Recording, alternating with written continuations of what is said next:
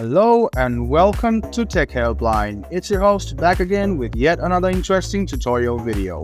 In this video, I'm going to teach you how you can share the cart in Shein with others. So if you want to share what you are buying in Shein, this is the video for you.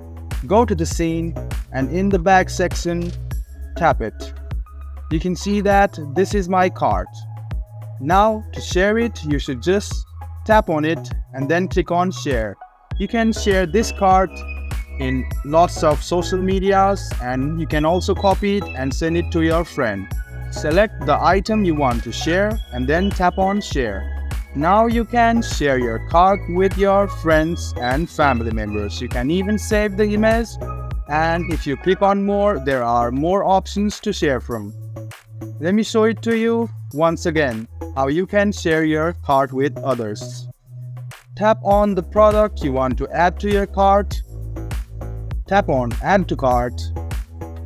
Now go back to the back section and then you can tap on it and tap Share. This is how you share your cart in Shein with others. I hope this video was helpful for you. If you still have any kind of confusion, please do mention us on the comment section down below. Like the video, subscribe to the channel, and do hit the bell button for more.